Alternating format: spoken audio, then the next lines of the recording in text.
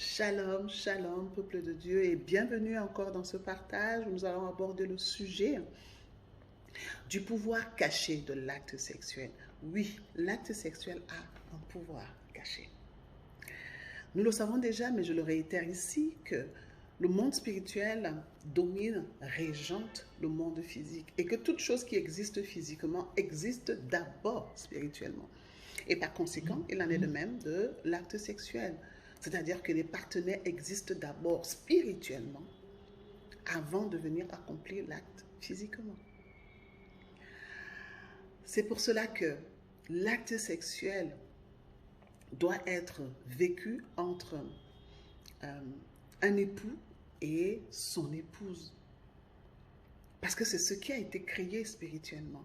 Les deux partenaires idéaux sont spirituellement et ils sont époux et épouse. Imaginez et vivez ceci. Avant la fondation du monde, le Dieu créateur a créé votre aide qui vous permettra de cultiver et de garder le jardin. Et que dans les 7 milliards 800 millions d'individus sur Terre, vous la retrouvez.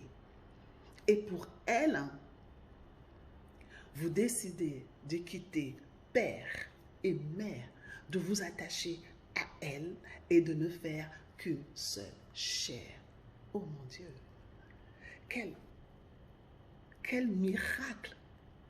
C'est l'accomplissement de la prophétie divine. C'est la rencontre des cieux et de la terre. Que chercher de mieux? Que chercher de mieux? Pourquoi? Parce que le seul acte qui nous amène à nous attacher à quelqu'un et à ne faire qu'un seul corps, c'est l'acte sexuel. Et oui, ce n'est pas le mariage, c'est l'acte sexuel. Cet acte accompli dans la volonté parfaite du Seigneur est, comme je l'ai dit tantôt, la rencontre des cieux et de la terre.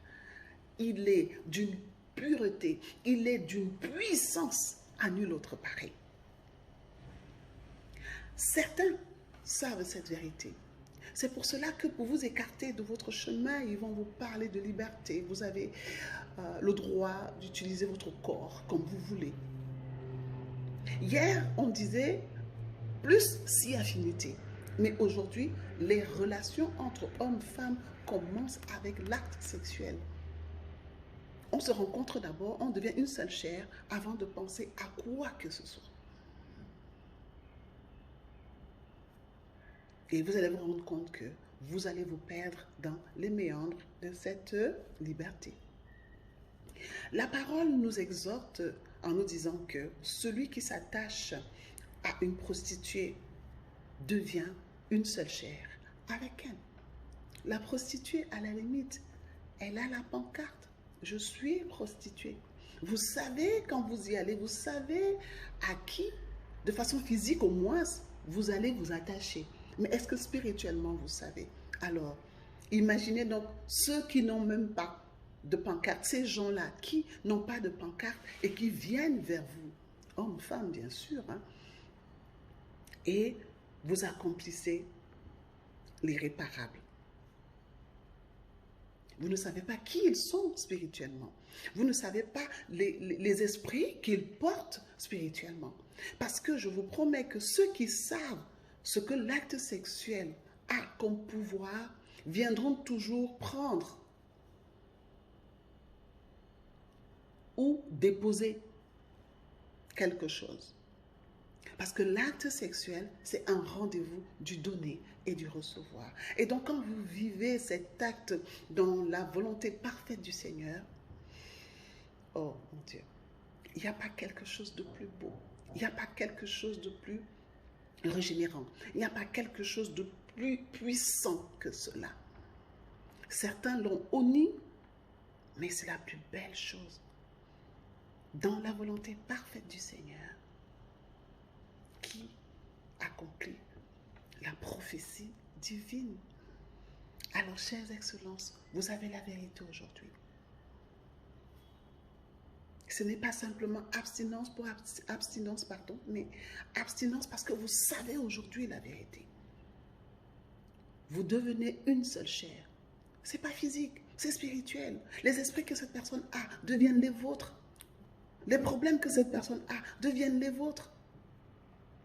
Et cela, vous devez le comprendre aujourd'hui pour que vous arrêtiez de vous donner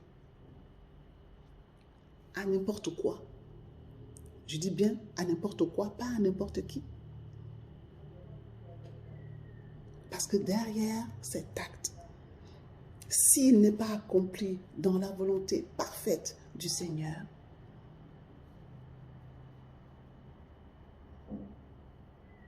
vous n'aurez que vos yeux pour pleurer. Alors, aujourd'hui, la vérité, vous l'avez. Choisissez. Choisissez la vie ou la mort.